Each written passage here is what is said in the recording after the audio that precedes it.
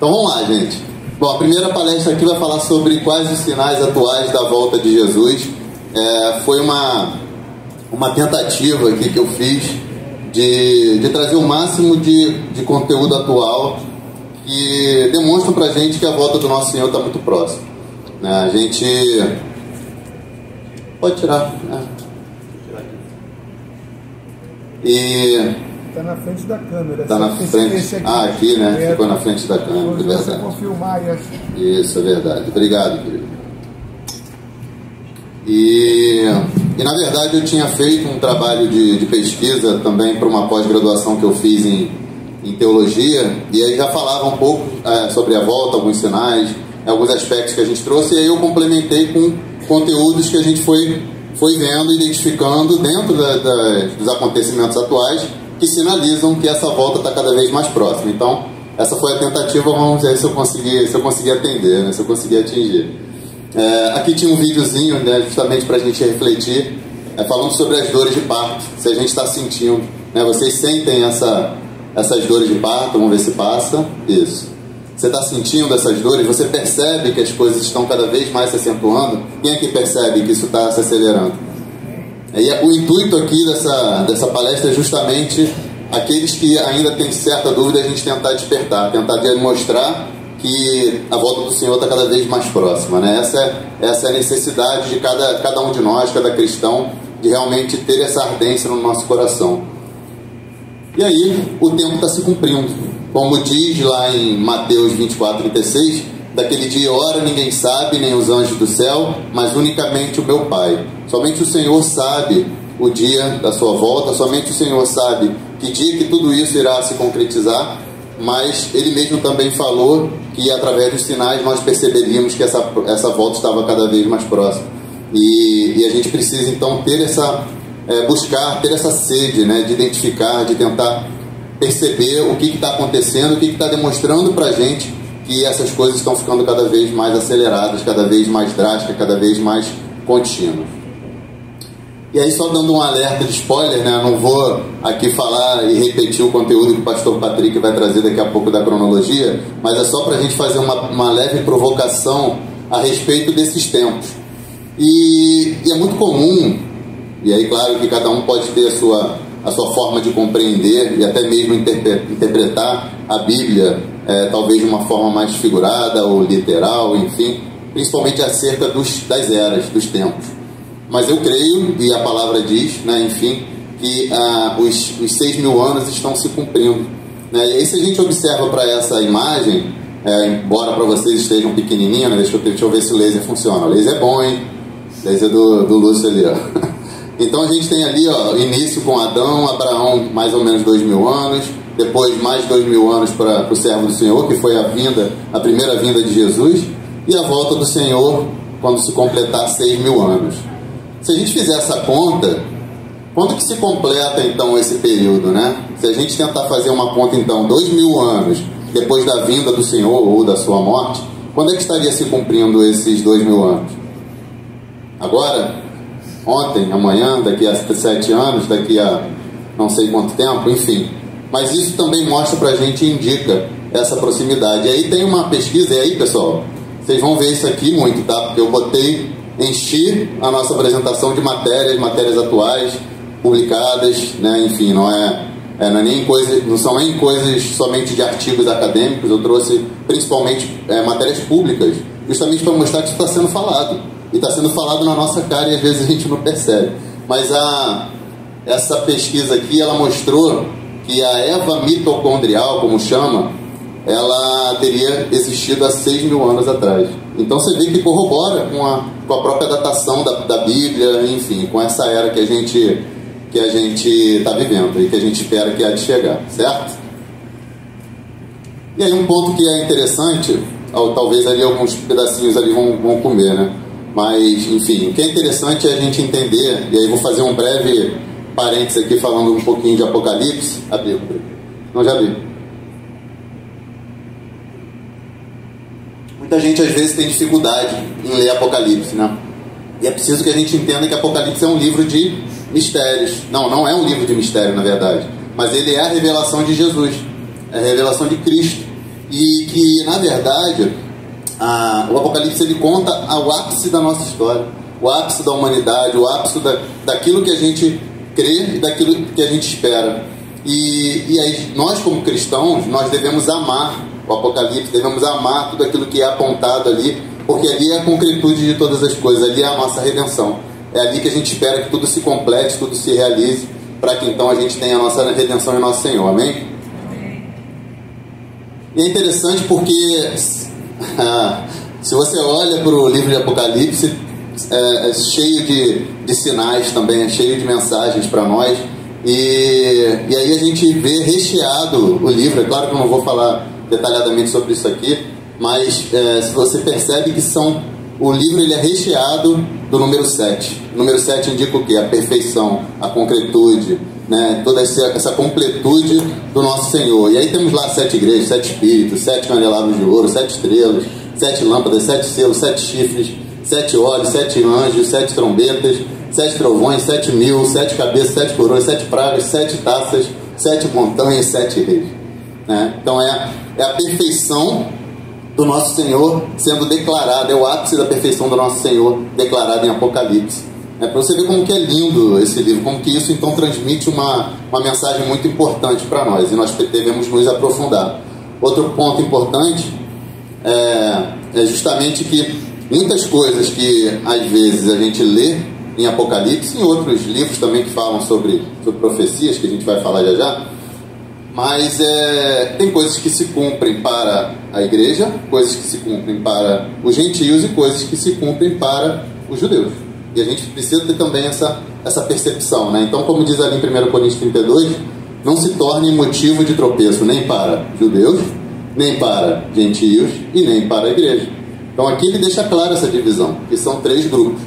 E isso a gente precisa saber separar. Então, tudo aquilo que é descrito, principalmente no Novo Testamento, está muito dividido entre esses 3 grupos. E a gente precisa saber o que se aplica a cada grupo desses, para que a gente então saiba aquilo que se aplica a nós, verdade? E aí vamos começar então a trazer alguns... Acho que faltou um slide, não sei se eu passei... Tinha mais um slide aqui que eu acho que eu comi. Só um pouquinho. Enfim, acho que já foi. Devo ter colocado como oculto sem querer. Também a gente teve um pouco de dificuldade ali com o PowerPoint, que a versão é diferente, então algumas coisas não estavam funcionando muito bem. Pode ser isso também, tá? Enfim, então vamos começar a mostrar alguns sinais. A ideia aqui, como eu falei, então eu vou trazer várias matérias e realmente comprovando que são coisas que foram publicadas ou que já foram comprovadas, já foram pesquisadas, enfim. Primeiro ponto são os fenômenos naturais e celestiais. Então, como diz lá em Lucas 21:11, e haverá em vários lugares grandes terremotos e pestes e fomes. Haverá também coisas espantosas e grandes sinais do céu. E além de vulcões, furacões, terremotos, tsunamis e todo esse tipo de fenômeno natural que mostra pra gente que as dores estão se acentuando, né? Como é que são as dores de parto, né? A gente tem lá uma contração, daqui a pouco passa um tempo mais uma, e daqui a pouco mais uma, e daqui a pouco elas começam a se intensificar, se tornarem mais curtas e mais fortes. E é isso que vem acontecendo, e é isso que eu vou mostrar aqui para vocês. Então, por exemplo, falando sobre os polos magnéticos da Terra que estão se invertendo. Isso já é comprovado pela ciência que há essa inversão que está em curso. O que significa essa inversão? O Polo Norte vai inverter com o Polo Sul. Isso talvez não tenha nenhuma mudança, talvez geográfica para nós, e acredito que não tenha, mas tem uma mudança magnética. E isso muda toda a questão do ecossistema, das marés, enfim, de vários outros aspectos naturais que vão impactar o nosso dia a dia. Outra coisa também que eles falaram muito, não sei se vocês chegaram a ver isso, que no final do ano passado, principalmente, início desse ano, eles falaram muito sobre a questão de tempestade solar. Quem ouviu falar sobre tempestade solar aqui esse ano? Se falou muito no final do ano passado, e aí então, já esse ano, essa matéria, todas essas matérias que eu coloquei, porque aqui não dá para ver, óbvio, todas estão com data, e inclusive no final do material tem todos os links para todas essas matérias, para que vocês possam comprovar, para vocês verem que eu não estou inventando nada. Mas, inclusive, já teve, então, essa comprovação de que as explosões solares, ou pelo menos suposição, de que elas afetaram as redes de celular nos Estados Unidos. dessas duas companhias que são as duas maiores dos Estados Unidos, a AT&T e a Verizon. Então, para a gente ver que algo que estava sendo suposto já aconteceu, inclusive já impactou o dia a dia dos americanos, e inclusive o que se fala muito é isso, é que o colapso da internet pode acontecer por conta dessa tempestade solar. Mais fenômenos naturais, então, ó, eu trouxe os maiores que já aconteceram na história. Indonésia 2004, 227 mil mortos na tsunami que aconteceu lá. No Paquistão 2005, terremoto matou, porque está comendo aqui, né? 73 e pouco mil mortos lá no Paquistão. Chile 2010, terremoto também matou 700 pessoas. Aqui no Mianmar, o ciclone pode ter matado mais de 100 mil. Haiti 2010, terremoto no Haiti matou cerca de 230 mil pessoas. Olha a quantidade de tragédia. E olha isso aqui que interessante, ó. Os furacões estão ficando fortes demais para as nossas escalas de medida. Até então todos os furacões eles eram categorizados até a categoria 5, que era a máxima. E eles já estão colocando agora novas categorias, 6, 7, porque eles sabem que eles vão se tornar cada vez mais fortes. Certo? Outros fenômenos também, e aí é interessante porque a gente tem aqui muito perto de nós. Rio, 2011, chuvas deixaram quase 1.000 mortos. Japão, 2011, aqui, deixa eu ver se eu consigo, 29 mil mortos no Japão.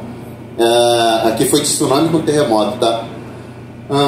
Aqui em 2013, na Filipinas, tufão, deixa eu ver se tem a quantidade de mortos, 10 mil mortos. E México, 2017, terremoto de magnitude 7.1, 361 mortos. E aqui, pertinho de nós, também aconteceu.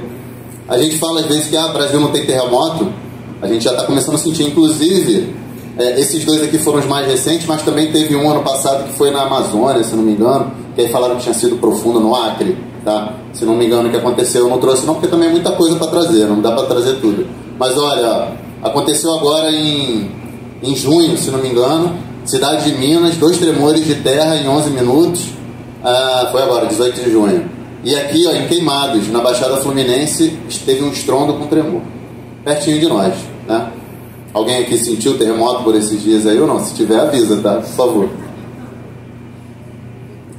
Opa, susto. E aí, então, essa última tragédia que aconteceu agora, que foi enorme lá no Rio Grande do Sul, né? Todo mundo acompanhou, inclusive a igreja ajudou bastante. Muitas mortes e também muitas vidas que foram abaladas, pessoas que até hoje não têm onde morar ainda, enfim, uma série de transtornos que a gente viu. E a gente percebe que a natureza, ela está se revelando, inclusive na palavra fala, né? Que a criação, ela geme pela nossa redenção, não é isso? Então a natureza está mostrando pra gente que isso está se acentuando. E a gente tem que estar preparado para isso, né? Catástrofe muito, muito grande, né? E aí outro ponto que é importante, né?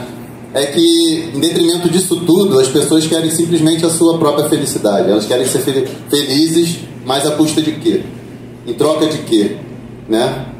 E a palavra nos fala isso, que mais vale, de que vale ganhar o mundo e perder a nossa salvação, a nossa alma, não é verdade? Só que as pessoas não têm essa, principalmente quem está no mundo, né, não tem essa consciência, e aí elas querem a felicidade acima de tudo, acima da vontade de Deus, acima da moral, acima, enfim, daquilo que pode ser normal para a gente, né? Para eles já começa a se tornar normal as outras coisas, não é verdade? E aí então Deus fala lá em Romanos 1:26, por causa disso Deus os entregou a paixões vergonhosas, até suas mulheres trocaram suas relações sexuais naturais por outras, contrárias à natureza. E aí a gente vê isso acontecendo, e na verdade a grande questão que eu trago dentro dessa reflexão aqui é que não é só a atitude individual, porque cada um pode fazer o que quiser da sua vida, né? Ninguém tem nada a ver com isso. Mas a grande questão é a grande forçação de barra que a gente percebe na sociedade de forma geral, tratando isso como se fosse natural, normal, e aquilo que seria de acordo com a palavra de Deus sendo tratado como errado, como aquilo que está fora de moda, enfim, qualquer outra coisa nesse sentido. E aí então a gente vê, né, inclusive isso aí eu tinha trazido já na palestra que eu dei aqui no Recreando, mas foi para mostrar justamente a preocupação que a gente tem que ter com as crianças de forma geral. Mas eu mantive essa imagem porque eu achei tão legal, porque a gente vê como que isso está sendo trabalhado na cabeça das crianças desde pequeno, né? Essa doutrinação ideológica para reverter, para fazer com que elas acreditem que isso aqui tudo é normal. E aí eu trouxe vários exemplos de vários desenhos: Acampamento Jurássico, a Nova She-Ra, o Gonzo lá do Muppet Baby, lá, enfim, Superman, Peppa Pig, Toy Story. Você vê que essa questão da homossexualidade ela está muito forte, e eles vêm com tudo em vários aspectos, e não só em desenhos, mas também em comerciais, em filmes, na música, enfim, né? Não dá pra gente trazer tudo que eu gostaria de trazer, senão a palestra ia ficar com 2 horas. Aí os beijos gay se multiplicam aí, ó, o nome do desenho lá, os 3 lá embaixo, Star versus as forças do mal, até no Buzz Lightyear também tem o casal homoafetivo, o beijo homossexual, enfim. Então a gente vê que isso está se propagando, se proliferando para todas as esferas, para todos os lugares, e a gente tem que ter atenção principalmente com os nossos pequenos, porque eles chegam com essa doutrinação forte desde cedo, certo? E outro aspecto também que eu acho muito curioso, na verdade, é essa normalização do caído. É essa forçação de barra para tentar mostrar que esse cara aí, ele é bonzinho, ele pode ser legal, né? Ele pode ser seu amigo, ele só quer o seu bem, né? Enfim, e aí a gente vê séries como essa, Lúcifer. Aqui tem uma coisa interessante, lá nos Estados Unidos, inclusive, isso está muito forte, que é o Templo Satânico, que aí eles têm um programa agora que, inclusive, está sendo quase que obrigado a algumas escolas a aceitarem, que se chama After School Satan Club, né? O clube satânico após a escola. Um momento em que as crianças são reunidas para adorar o caído, adorar Satanás, né? E isso está sendo colocado quase como obrigatório agora nas escolas dos Estados Unidos, né? Então, assim, para a gente perceber que o negócio é bem mais embaixo, né? Então, lá em João 8,44 fala: vós sois filhos do diabo e tendes vontade de cumprir os desejos de vosso pai. E aí a gente então para refletir que não só em seriados para adultos, mas também em crianças, e também em desenhos novamente, a gente percebe que nos desenhos também trazem lá o diabinho lá, amiguinho, bonzinho, legal, enfim, uma série de outras coisas. Ali em cima é Nas Meninas Superpoderosas, que é um desenho mais antigo, As Terríveis Aventuras de Billy Mandy, Cuphead. Esse desenho aqui de cima é A Vaca e o Frango, se eu não me engano. E aí lá o diabo brincando, sendo legal, sendo bacana, sendo uma coisa engraçada, né? Para poder normalizar isso, para poder as pessoas crerem, né? ou entenderem que não tem nada demais, né? Que não tem nenhuma coisa que a gente precise se preocupar, pelo contrário. Agora, falando um pouquinho de tecnologias e profecias, a gente percebe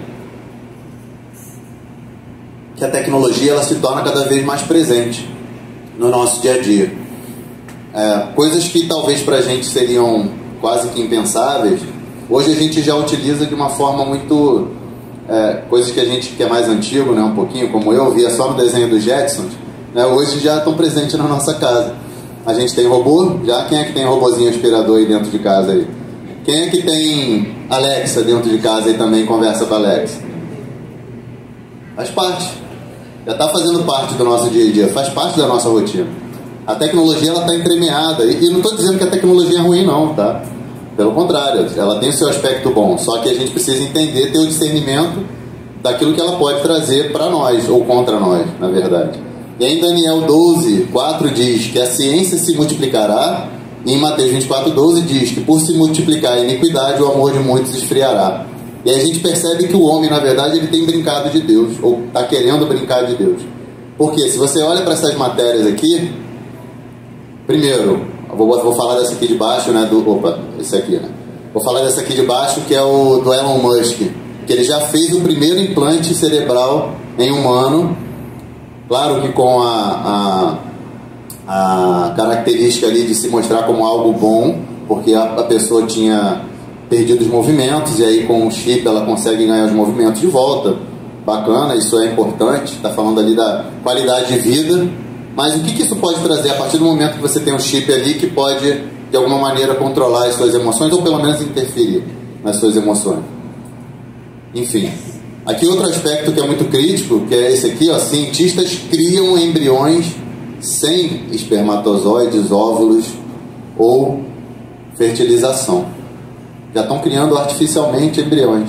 E aí se você pega e junta com essa outra matéria aqui, ó, com os úteros artificiais, o que falta então para Deus agora, para os homens? Querer ser Deus e criar um ser humano a partir do nada, sem ter um óvulo, sem ter um espermatozoide e sem ter uma barriga para poder guardar aquele bebê.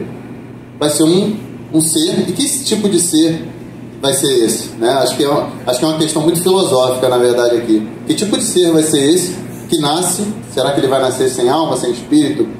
Como é que ele vai ser quando ele começar a crescer? Eu não faço a menor ideia, mas eu acho uma coisa muito, muito intrigante, né? E aí, uma pergunta para vocês. Do jeito que hoje a gente vive, o mundo existiria da forma que a gente conhece sem internet? Hoje quem é que usa internet massivamente todo dia no seu trabalho? Eu, se não tiver internet, eu não trabalho. Não vou trabalhar. Vou ficar sem trabalho. Então, a gente percebe a dependência enorme que hoje o mundo tem. Por quê? Quem aqui já fez um Pix hoje, ou ontem, ou essa semana aí?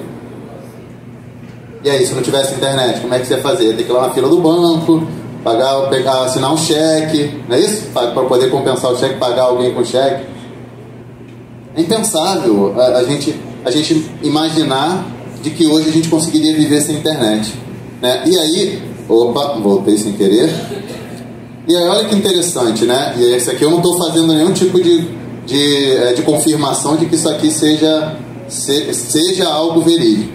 Mas isso aqui foi um estudo que o pastor Lamartine Pozella fez, que ele fala exatamente sobre isso, que ele teve uma revelação do Espírito Santo de que o www, que é o endereço de internet, né, toda página que a gente vai acessar na internet começa com www, World Wide Web. Quando você pega o www, no hebraico se torna vav, vav, vav, e que o vav, ele também representa o número 6. E aí poderia ser o 666. Será que essa... Agora, eu posso dizer o seguinte, não sei se a internet em si é a marca da besta, mas ela vai servir de base para que a marca da besta funcione. Isso eu tenho uma certa convicção a respeito disso. Então, acho que tem uma relação. E outra coisa, quem gosta de tomar energético aqui? Poucas? Mais pessoas? Quem toma Monster? Aqui é só uma brincadeira, mas se você reparar lá na embalagem do Monster, tem exatamente essa figura aqui, só que ela é mais comprida, como se fosse um arranhão que fosse na capa, mas é exatamente essa imagem aqui, vav, vav, vav, né? Mas aí essa é a teoria da conspiração demais, né? Vamos lá. Agora, uma outra pergunta que é mais crítica ainda: será que daqui a um tempo a gente viverá sem a IA? Quem aqui já usa IA no dia a dia para fazer alguma coisa? Já tem bastante gente usando. Será que a gente vai viver sem IA? Será que a gente vai viver sem os robôs? E a gente está vendo agora os robôs acontecendo, convivendo com a gente já, quase que, né, no nosso dia a dia, como eu falei, o pessoal que tem o aspiradorzinho de pó em casa é um robozinho. Já está facilitando sua vida pra caramba, não tá? Agora, o que pode acontecer quando esses dois se unirem? A robótica com a IA. Um corpo, um ser, né, de metal, enfim, com inteligência, podendo substituir o ser humano no seu trabalho. E aí, quando eu falo sobre isso, aqui o robô humanoide da Tesla está quase pronto para ação. Ó. Isso aqui, essa matéria é de 17/6 agora. Está quase pronto para ação, esse robô. Então a gente já pode ver daqui a pouco isso funcionando ao nosso lado aí, trabalhando no nosso dia a dia. E aí, olha o que esses caras falam, né? O que será da humanidade com o uso cada vez maior da inteligência artificial? O Stephen Hawking, que foi um dos maiores físicos dos últimos tempos, ele disse o seguinte, que a IA seria a nossa última invenção. Por que ele fala isso? Porque aqui ele diz, que a inteligência artificial ela pode destruir a humanidade. Então, algo que a gente inventou, que a gente utiliza, que está sendo benéfico para a gente, mas pode nos destruir. Tá? E aí tem várias outras coisas a respeito disso. Essa Cloud 3 LLM, ela inclusive já tem uma certa capacidade de pensar, vamos dizer assim, não seria bem isso? mas ela já afirma que ela não quer morrer e não quer ser reprogramada. A inteligência artificial já afirma isso. E aí, por conta disso, o Elon Musk diz o seguinte, que a gente vai precisar de uma renda básica universal, porque daqui a pouco a gente não vai ter mais trabalho, ou pelo menos não trabalho para todo mundo. E aí sim a gente vai precisar de receber uma renda para poder sobreviver, porque o trabalho físico vai ser opcional para os humanos. E olha o que o Yuval Harari é tido aí como um dos maiores pensadores do mundo atual. Ele é conselheiro do Klaus Schwab no Fórum Econômico Mundial, e olha o que ele diz, que a inteligência artificial criou uma massa de inúteis. Tem empresas, por exemplo, hoje, que trabalham principalmente com redação, que tinha um time de 20 redatores, mandou todo mundo embora, só tem uma pessoa trabalhando com IA, com chat GPT, para poder produzir os textos que antes era produzido por um time de 20 pessoas. Olha isso. Então a gente vê que isso é uma realidade que está cada vez mais acontecendo. E aí entra, deixa eu ver, e aí entra então agora naquilo que tem também um pouco a ver com a configuração para o governo do anticristo, né? E aí então são 3 pilares que vão acontecer nesse governo. É o governo único, a moeda única e a religião única, certo? E aí, começando com o governo único, a gente teve uma iniciativa mundial, uma iniciativa global chamada WorldCoin. E o que ela fez? É uma instituição que ela passou, inclusive ela é financiada, não sei também se ele tem alguma gestão sobre isso, pelo dono do ChatGPT, da OpenAI. E aí ele fez essa iniciativa, ou apoiou essa iniciativa, enfim, que ela viajou o mundo inteiro fazendo a identificação das pessoas. Como? Através de um escaneador de íris do seu olho, que é um identificador universal único, que não há igual no mundo, e aí você ganha um passaporte mundial, o World ID, certo? Só que ele também se baseia em mais 2 aspectos. Um token, que é uma moeda, uma criptomoeda que você recebe por conta disso, e um aplicativo que você utiliza para fazer transações com essa moeda. Então você vê que assim, se isso for algo que vingue, né, que venha a tomar uma proporção maior, é fácil de você ter o controle das pessoas. Você já identificou, você já tem ali toda o conhecimento acerca das informações pessoais daquela pessoa, a criptomoeda que ela utiliza, enfim, então você pode controlar facilmente essas pessoas. E outra coisa que é interessante que é a China. A China, ela tem sido vista como um modelo, né, é isso mesmo, como um modelo para esse controle que vai ser propagado para o mundo. E aí, ó, a ditadura na China cria um Big Brother, e é um Big Brother mesmo, não sei se vocês já viram a imagem. Eles vigiam tudo, em todos os lugares. Qualquer coisa que a pessoa tiver, eles identificam a face, porque lá você usa praticamente escaneamento de face para tudo, para entrar no metrô, para tudo. Então você está passando na rua, jogou um papel no chão, já tem uma câmera ali te escaneando e já está aplicando uma multa em você. E aí, se tiver interligado com isso aqui, com a questão da moeda única, ele já aplica a multa em você e já desconta na tua conta na hora. Ele não vai para tua casa para você pagar. Você já é descontado na hora, certo? Brasileiro é mais difícil, né? Porque sempre tem um jeitinho, mas tudo bem. E aí uma coisa pra gente refletir, tá, pessoal? Aqui não é para entrar em mérito de pandemia, do que foi feito, mas o que eu quero discutir aqui com vocês é o seguinte: todo mundo não teve que ficar em casa aqui. Quem não ficou em casa? Praticamente todo mundo ficou. Raríssimas exceções, né? Se você foi quase o único, Lúcio. Todo mundo teve que ficar em casa. Todo mundo teve que ficar em lockdown, preso. Então assim, será que hoje é tão difícil a gente pensar que eles podem ter esse controle sobre nós? Eu acredito que não. Porque ficou provado que dá para eles controlarem. E aí, claro que podem criar algo, né, uma justificativa para isso, mas que é fácil de controlar a gente, sim. Era algo que era impensável, né? E aí a gente vê que a OMS já está definindo, inclusive, um tratado para que ela tenha autonomia para decretar o lockdown no Brasil, por exemplo, se ela quiser, sem que o presidente aceite. Já está sendo feito um pacto global para isso, tá? E aí diz lá em Apocalipse 13, 2:7, o dragão deu-lhe o seu poder e o seu trono e grande poderio, e deu-se-lhe poder sobre toda tribo, língua e nação. Então a gente vê que é algo que já está muito próximo, muito viável de se concretizar. Quando isso vai acontecer, a gente não sabe. E aí, com relação à moeda única, quem é que ainda usa muito dinheiro aqui, físico? Poucas pessoas também. A maioria aqui só usa mais cartão, Pix, pagamento pelo celular. Quando a gente usava dinheiro físico, era muito mais difícil da gente imaginar isso. Mas hoje, a gente utilizando dinheiro digital, quem garante que aquele dinheiro que estava na sua conta, Lúcio, ainda está lá? Se alguém chegar lá agora e apertar um botão e falar, ó, Lúcio, você está com zero dinheiro, aqueles 100 mil reais que você tinha lá na conta corrente, está zerado agora. Profetiza. E aí a gente vê uma série de coisas acontecendo, olha que interessante, né? O fim do petrodólar, o que é isso? A Arábia Saudita ela acabou de não renovar o acordo que ela tinha com os Estados Unidos, porque toda a venda que ela fazia de petróleo tinha que ser feita em dólar.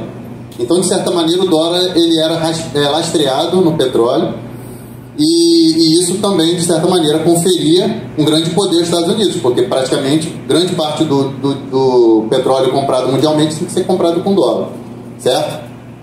Olha o que aconteceu aqui lá no Canadá, ó, falando sobre a questão de controle financeiro.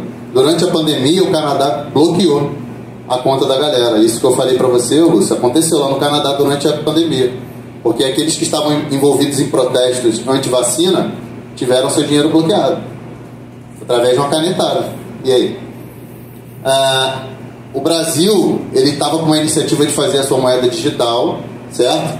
Só que era para sair agora em abril, não saiu, adiou por um ano, vai sair em 2025. Mas ele já está, mesmo sem ter ainda a moeda própria, ele já está fazendo uma iniciativa junto com a Rússia, a China, a Índia e a África do Sul. Né? Então, a gente percebe aqui que essas coisas já estão andando, essa questão da moeda única ela já está acontecendo de uma forma muito forte. O Brasil já realizou uma transação com a China em moeda digital. E aqui, ó, isso aqui é mais recente, o Banco de Desenvolvimento Internacional, ele já fez um piloto fazendo transação com a moeda digital entre 4 países e também ele já está realizando um MVP, que é um MVP, um piloto, para poder já começar a utilizar essa moeda para valer, uma moeda única, criação de uma moeda única que eu estou falando aqui, tá? Então isso já é algo que está sendo realizado aí pelo Banco Interamericano. E aqui só trouxe um mapa rápido para vocês. 3 países já estão com a moeda lançada, 36 em piloto, 30 em desenvolvimento e 44 em pesquisa. De todos esses países do mundo, só os que estão em branquinho aqui é que ainda não iniciaram, né? Ou então tem aqueles que estão em vermelho ali que cancelaram. E 17 que está inativo por enquanto. Então a gente está falando de mais de 130 países que estão já com a iniciativa de moeda digital. E aí quem trabalha com tecnologia aqui? Para integrar moedas digitais de vários países, a partir do momento que todo mundo estiver utilizando as suas próprias moedas, vocês acham que vai ser muito difícil? Não, né?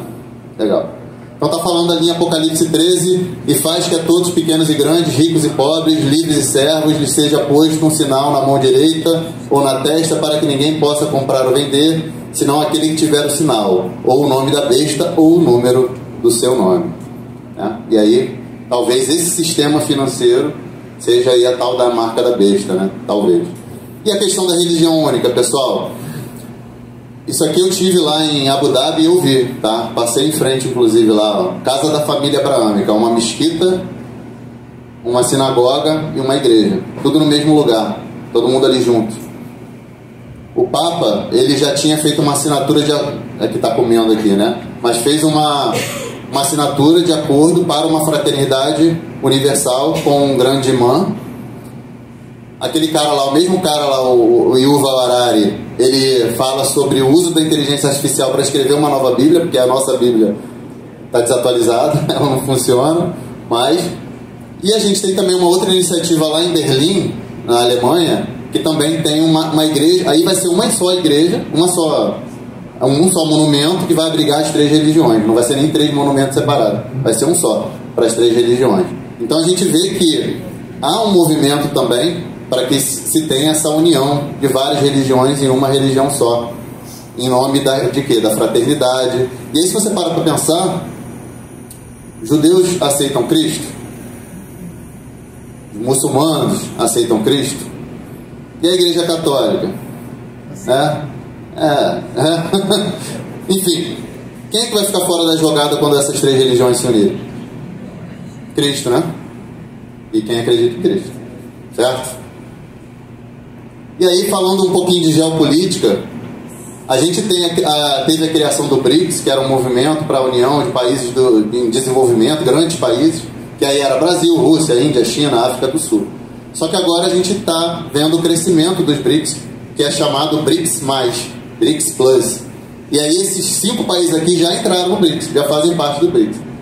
Emirados Árabes, Arábia Saudita, Egito, Etiópia, Irã. Só gente do bem, né? Só gente legal aqui. Só gente bacana, né? Quem mais quer entrar? Turquia. Turquia já fez pedido para entrar e deve entrar logo logo. Além de outros países como Cuba, Venezuela, Palestina já fez pedido para entrar no BRICS. E além daquela última ali, ó, essa última bandeirinha aqui, alguém conhece essa bandeira? Coreia do Norte. Coreia do Norte. Acabou de fazer pedido formal, inclusive ele condicionou o apoio que ele vai dar à Rússia, porque ele vai fornecer armas para a Rússia. Ele condicionou esse apoio à Rússia com a entrada no BRICS. Interessante, né? E aí, o que isso te lembra? Aonde que está o trono de Satanás, que a Bíblia fala? A Turquia? Turquia? Onde é o trono de Satanás? Alguns dizem que é a Turquia, né? É a Turquia? Está lá em Apocalipse 2:13. E aí, não é isso, pastor? E aí, a igreja de Pérgamo fica lá, né? Na Turquia. Fica na Turquia. Isso. E aí, então, os 10 reinos, 10 chifres de Apocalipse 17:12, falando de 10 reinos, 10 chifres. Quantos países a gente tem aqui? 10? Será que seria isso aqui? Governo do Anticristo? Sim ou não? Aí a gente lembra lá de Daniel 2, Daniel 7, né? Babilônia, Grécia, Medo-Persa, Roma. E quem é que é a Medo-Persa? Quem é a Medo-Persa? Irã. E aí, se a gente vai para aquilo que está acontecendo lá em Israel, quem é que hoje é o maior inimigo de Israel? Não é o Irã? E aí a gente vê que esses países aí todos são inimigos de Israel. São países que vêm contra Israel, que têm lutado contra Israel, mas também a palavra fala que virão reis do Oriente, como está lá em Apocalipse 16:12. E o 6º anjo derramou sua taça sobre o grande rio Eufrates, sua água secou-se, para que preparasse o caminho para os reis do Oriente. Então o rio Eufrates vai secar, e os reis do Oriente, quem são? Quem é que vem do Oriente? Rússia, China, além do próprio Irã, né? E aí quem é que está se unindo junto com Rússia e China? Irã, né? A gente vê isso acontecendo na geopolítica, certo? Aí, ó, falam muito sobre a questão da governança global. Então, o próprio Lula lá falou, ó, Lula defende governança mundial com maior presença de países no Conselho de Segurança da ONU. A gente vê a invasão muçulmana acontecendo em tudo quanto é país. Foi chamado, inclusive, de Islamic Square, ao invés de Times Square. Porque lá os muçulmanos se reuniram para rezar no início do Ramadã. Olha a multidão que ficou lá na Times Square, nos Estados Unidos, em Nova York. O ódio anticristão está crescendo na Europa. Por quê? Porque a Europa está sendo tomada de muçulmanos. Está sendo tomada de muçulmanos. Está sendo invadida pelo islamismo. E outros aspectos ali, como por exemplo a organização da Cúpula Mundial. Então já acontece uma organização da Cúpula Mundial desde 2013, e quem cedia esse encontro é a própria Arábia Saudita, né? Curioso. Enfim. E a gente vê então essa perda da soberania e identidade nacional, crescimento do islamismo e, consequentemente, a rejeição ao cristianismo, tá? A gente vê, inclusive, lá nos Estados Unidos, essa explosão da imigração ilegal acontecendo. E a gente vê essa configuração da nova ordem mundial. Quando se falava em nova ordem mundial há 10, 20 anos atrás, todo mundo falava que era a teoria da conspiração, certo? Só que eles mesmos estão declarando isso. E aí, ó, aqui de novo o Lula falando ali, Lula pede nova governança global e recursos para países. 20% do petróleo árabe hoje é comprado pela China. A China é a maior compradora hoje de petróleo da Arábia. Não é mais os Estados Unidos. Por isso que a China não quis renovar o pacto do petrodólar com os Estados Unidos. Certo? Aqui, ó. BRICS vão abandonar o dólar por completo. Já há um acordo do BRICS que eles vão abandonar o dólar para fazer as transações.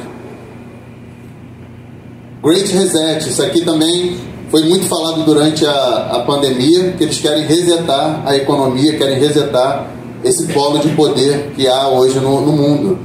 Né? E a expansão do BRICS traz esse novo olhar, esse olhar sobre a nova ordem mundial. E aí a gente entra nas questões de guerra, que acho que isso está muito forte, muito latente. Quem tem acompanhado as notícias de guerra recente aí, a gente vê que está cada vez mais quente o negócio, né? A briga principalmente hoje está se configurando entre OTAN, que é a Organização do Tratado do Atlântico Norte, que basicamente é a Europa e Estados Unidos, certo? Contra os BRICS. Essa guerra está ficando cada vez mais declarada. Quem é que é o BRICS? Brasil, Rússia, Índia, China, África do Sul e mais aqueles outros países amiguinhos lá que a gente acabou de mostrar para vocês. Então, ó, a gente vê aqui que o Kim, que é o presidente lá da Coreia do Norte, expressa apoio à ofensiva na Ucrânia, né, de acordo com a Rússia. Então há essa guerra da Rússia e Ucrânia. Olha aqui, quem está se unindo aqui, quem que a gente mostrou que vinha contra Israel? Irã, Rússia e China. Já é um bloco formado. Eixo do mal se articula e ameaça o mundo livre. Estados Unidos, Alemanha e OTAN autorizam a Ucrânia a atacar a Rússia. A guerra de Irã versus Israel, que o Irã é o grande inimigo de Israel, né? Como a gente percebe. E além da questão lá da China e Taiwan. Tudo isso está envolvendo uma série de conflitos que envolvem os mesmos países. China, Irã e Rússia, Ucrânia junto com a OTAN, Estados Unidos, Taiwan é apoiado pelos Estados Unidos, Israel é apoiado pelos Estados Unidos. Então a gente vê essa divisão ocorrendo no mundo novamente, né? Opa, espera que eu não li lá em cima. E vocês ouvirão falar de guerras e rumores de guerras, mas não tenham medo. É necessário que tais coisas aconteçam, mas ainda não é o fim. Está lá em Mateus 24:6. E aí Israel, então, como a gente sabe, ele é o relógio profético de Deus. Não é verdade? Tudo o que acontece em Israel a gente tem que ficar de olho, porque sinaliza para a conclusão dessas coisas do fim. E quando a gente fala como está lá em Mateus 24:34, é verdade, vos digo que não passará essa geração sem que todas essas coisas se cumpram. Será que essa profecia, ela diz respeito a Israel? A geração onde renasceu a nação de Israel, que foi em 1947, 48, né? Será que se refere a essa completude dessa geração? E uma geração na Bíblia está entre 70 e 80 anos. Então também indica que a gente está muito próximo disso tudo acontecer. Então, mostrando aqui alta tensão no Oriente Médio. Irã pede ajuda do Talibã. Quem lembra do Talibã lá do Afeganistão? O Irã pediu ajuda do Talibã contra Israel. Israel diz que pode levar o Líbano, está tendo lá, por causa do Hezbollah, está tendo a guerra agora de Israel contra o sul do Líbano por causa do Hezbollah. Pode levar o Líbano de volta à Idade da Pedra. Netanyahu diz que o eixo iraniano é em marcha para conquistar o Oriente Médio. E aí mostra que o Líbano está em alerta máximo. E aqui, quem é esse cara aqui? Quem conhece? O presidente da Turquia, né? O Erdogan. E ele fala, então, onde está o trono de Satanás? Turquia. Olha o que ele fala. O que vocês estão esperando para tomar uma decisão conjunta sobre Israel? O que mais precisa acontecer para vocês reagirem? Ele está congregando o mundo islâmico para poder se unir contra Israel. Né? Fala aí, Lúcio. Eles não querem paz. A pessoa pensa que eles querem paz, querem acordo. Eles não querem paz, eles querem extermínio. Está bem claro nas palavras, né, nas ações dele. O Irã, ele é o maior apoiador do Hamas, do Hezbollah, do grupo do Houthis, que está lá no Iêmen. São esses grupos terroristas que hoje estão fazendo grandes ações, né? E aí entra então a questão profética lá em Israel. A gente já está acabando aqui para a gente poder finalizar, que fala sobre a questão do terceiro templo. A gente tem visto vários sinais falando sobre isso, e para os judeus o Messias virá com a construção, ou junto com a construção do terceiro templo, ou o Messias vai viabilizar a construção do terceiro templo, enfim, né? E aí, ó, Não sei quem acompanhou essa questão da novilha vermelha. A novilha vermelha ela é necessária para a água da purificação que vai purificar o templo quando ele foi inaugurado. E já existe a novilha vermelha para ser sacrificada, né? Então, ó, são apontados por especialistas como sinais do fim. Escola em Jerusalém treina sacerdotes para realizar rituais no templo. Olha que interessante, né? E aí tem um outro ponto aqui interessante, que existe um instituto do templo que já tem praticamente tudo pronto. As vestes sacerdotais, todos os utensílios, só não tem o templo. Mas o templo hoje, com a tecnologia que a gente tem, para ser construído é assim. 3 meses, 6 meses talvez se construa, certo? E aí olha que coisa interessante que eu achei aqui, pessoal. A família real saudita é descendente de judeus que lutaram contra Maomé, diz um general iraniano. A gente vê que começa essas coisas meio se cruzarem. Então, o Mohammed bin Salman ele é apontado como um herdeiro, né, do trono lá da Arábia Saudita, mas que ele é descendente de judeus. E será que isso aqui pode apontar talvez para uma figura do anticristo? A gente não sabe, né? Agora, um ponto também que muita gente às vezes fica na dúvida, né? Pô, como é que o terceiro templo vai ser construído se tem esse negócio aqui, ó, chamado Domo da Rocha? E aí, de acordo com a palavra, alguns apontam que não necessariamente o templo precisa ser aqui. Por quê? Porque, segundo fala na palavra, o templo estaria de frente para a Porta Dourada. Olha onde está a Porta Dourada aqui, ó. Está aqui. E o Domo da Rocha está aqui. Então, se fizesse um acordo, que é o que eu acredito que eles estão tentando fazer, o templo ele poderia ser construído aqui, ó. Nada impede. Então, não necessariamente, segundo alguns, o Domo da Rocha precisaria ser destruído para construir o templo, certo? E aí fala então lá na palavra, Ezequiel 44:2, ninguém jamais a abrirá nem passará por ela, pela Porta Dourada, pois o Senhor, o Deus de Israel, entrou por ela, portanto, permanecerá sempre fechada até que ele volte.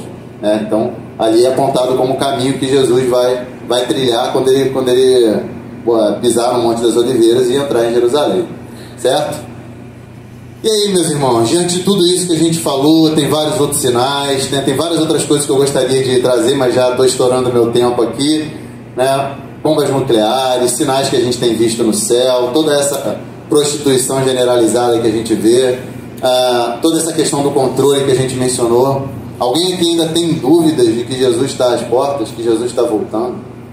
Acho que isso está cada vez mais nítido para nós, que a gente tenha essa certeza, né? Tudo isso que eu trouxe aqui são notícias atuais, coisas que eu trouxe de 1 ano, 2 anos, não estou falando de coisa, um ou outro eu trouxe um pouquinho mais antigo, mas coisas atuais, mostrando que todos os sinais estão apontando que o nosso Senhor está voltando. Amém? Então, pessoal, para a gente finalizar, quem quiser aí, ó, tem um e-book que eu produzi ano passado, chamado Contagem Regressiva, Fim dos Tempos e a Busca pela Salvação. Quem quiser baixar o e-book aí, é só apontar o QR Code. Aqui a gente fala sobre alguns aspectos dessa palestra. Algumas coisas que estão nesse e-book eu coloquei na palestra também. Só que o e-book ele fala sobre essa busca pela salvação, né, essa busca pelo Senhor, retornar ao Senhor. Então não fala somente de sinais, né? A palestra ela tem muito mais coisas acerca de sinais e tudo mais. Mas depois também, se vocês quiserem, aí vocês podem baixar o próprio material. Aqui também tem o link do material. Quem quiser também baixar essa apresentação, tá tudo aqui. E aí para vocês também olharem as pesquisas que eu fiz, todos os links que foram apontados, também estão aqui no final dessa apresentação, tem todos esses links, tá? E aí, queria agradecer então a oportunidade, agradecer ao pastor aí também por ter me convidado para palestrar. Tentei aqui fazer o menor, né? A gente começou pequeno e agora a gente vai crescer, né, pastor? Porque agora vão vir os grandes, né? Veio o pequeno primeiro e depois vão vir os grandes. E aí, queria agradecer então a oportunidade, espero que vocês gostem. A gente vai ter agora a palestra aqui do nosso diácono Lúcio. Cadê o Lúcio? A palestra do nosso diácono Lúcio aí. Quem quiser também depois trocar ideia, conversar, a gente está aqui para poder falar com vocês também, tá? Grande abraço aí, obrigado.